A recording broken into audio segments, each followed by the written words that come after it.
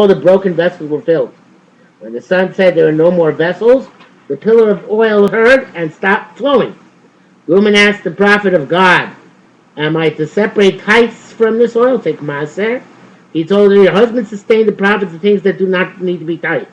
Likewise, you are not required to give tithes from this oil, for it came through a miracle, not from olives. Now, obviously there's a metaphor here as well, which is that the Ovadiah deserves to have broken vessels fixed, because Ovadiah lived among very broken vessels, and he retained his shleimus, he retained his perfection, his unity, his connection to Hashem. So this is the person we're dealing with. Ovadiah, a ger from Edom, who was in the house of Achav, who became a prophet. We don't know how. It says he was the Talmud of Eliyahu, but we don't know how he came to that.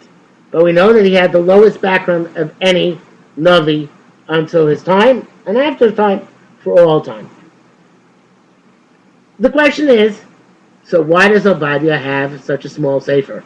Why does he have the smallest sefer in Tanakh? So you could say that because he was the lowest Navi, he didn't get much Nevuah. But we know that's not usually the case. Usually people who are Nevi'im, they had many Nevuos. Only some of them were written in Tanakh. Some Nevi'im were Zoicha that any of the Nevuos were written in Tanakh. So the question is, why does Ovadiah have such a small sefer?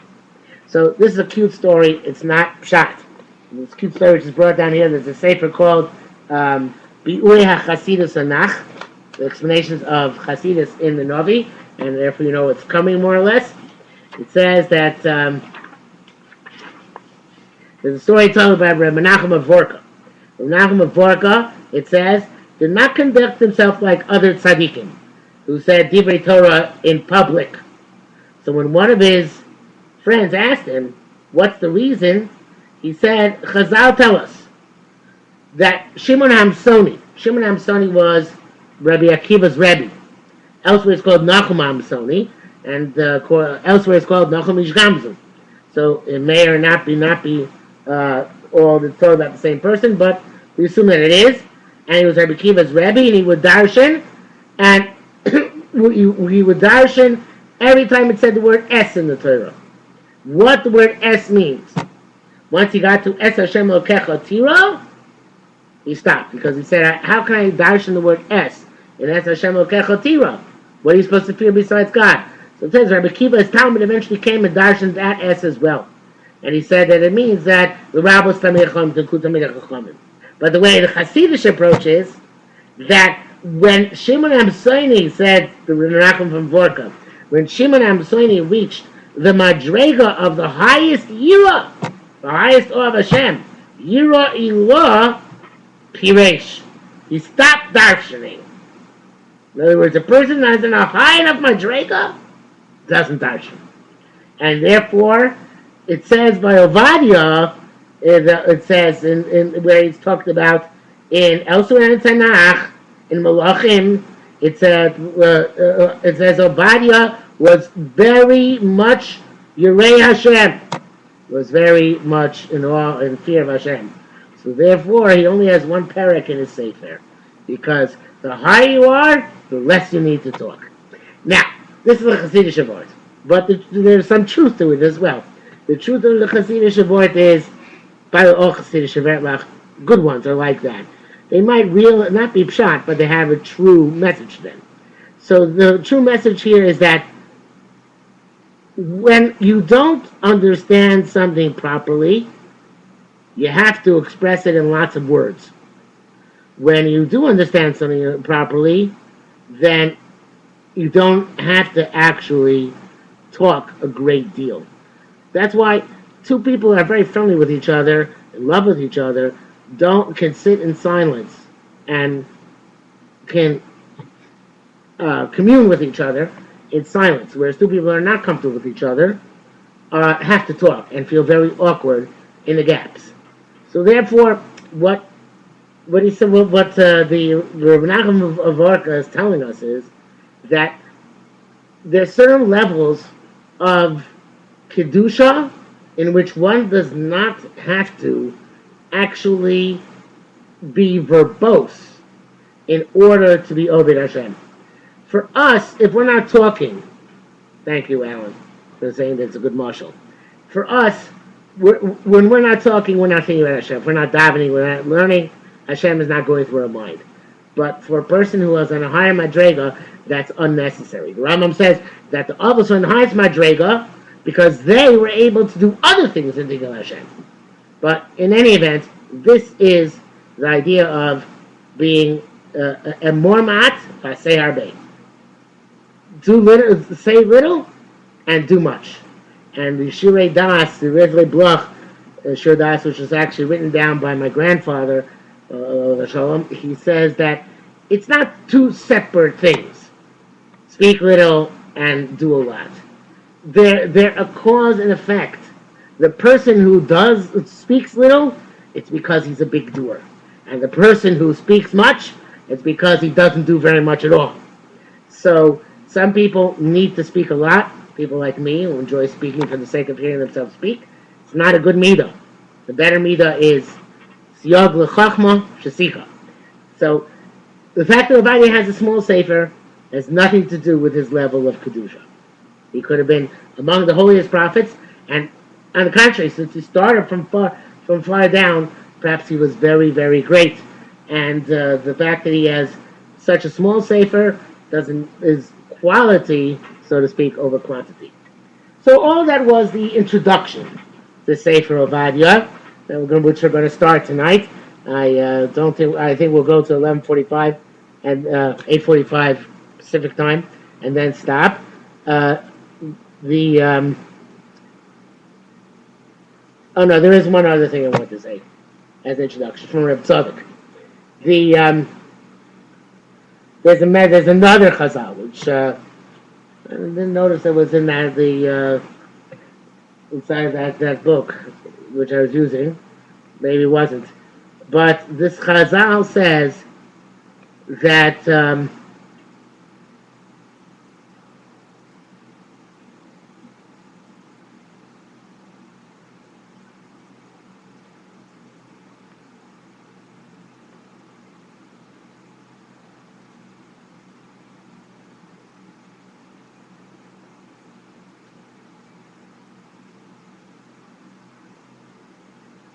the Gemara Sanhedrin saying that God Mashanemar Ba'Ovadiah Mashanemar Ba'Avram. That which Ovadiah described as the Rei Hashem is a greater madrega than Avram, because Avram is never described as that. So the Tzadok, of course, says that we can't say Ovadiah was greater than Avram Avinu, so therefore why is that which is stated by Ovadiah greater than Avram Avinu? So it says a fascinating thing. Says Avraham Avinu is called the first ger, Chila Ger, Gemara Chagigah. This, by the way, is a Tzadok in the Sefer Yisrael Kedoshim. So he says Avraham Avinu was the first ger, and with his own ishtadlus, he merited what he merited. It was on his own effort, right? But because he merited being, this is classic Reb Tzadok, because he merited being the beginning of the Jewish nation, and there we find Abraham Avinu is called Yisrael, says the Medrash somewhere, and Babasa says that Eitan Ezrachi is Abraham Avinu, and he's called Ezrachi because of the language of the Pasuk, call Ezrach Yisrael, Yeshua Sukkos,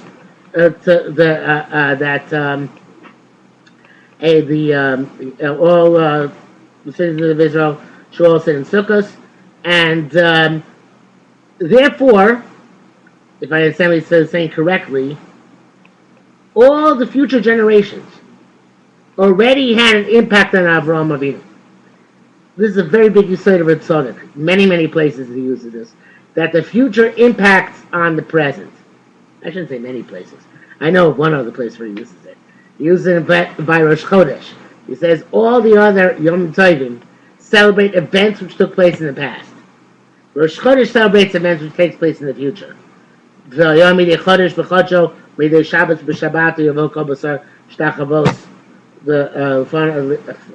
rest of it goes. That there in Rosh Chodesh it celebrates the eventual Yom Regel, which would be every Rosh Chodesh.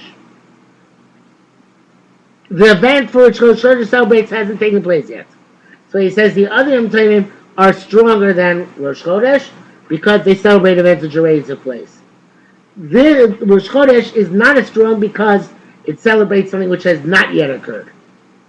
But, and Reb Tzadok says this, I don't know, I haven't observed it, but Reb Tzadok asserts that the closer we get to the Geula, when, in fact, the event which Rosh Chodesh celebrates will take place, the more Rosh Chodesh becomes like a Yom Tov.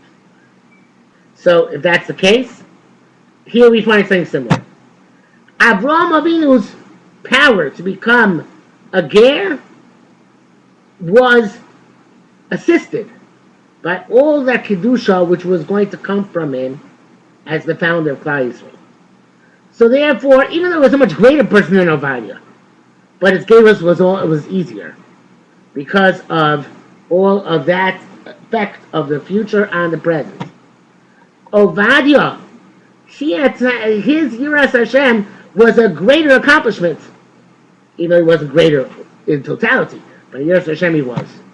In that aspect of Bechira, he didn't have, and this goes back, of course, especially considering his background and where he lived, Edom, Achav, and Zevel, but that actually has to do with the fact, the fact that he became nevertheless a Ger Tzedek.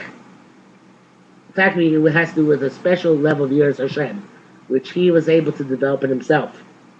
So, the idea of Ovadiah being greater than Avraham Avinu is that he had to do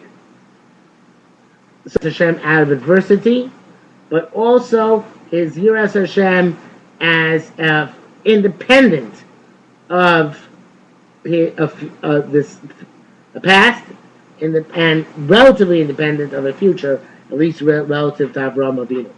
So that's a very powerful madrega which he attained. Okay, that is all these things will come back as we learn through the Sefer. So let's make a beginning of the Sefer.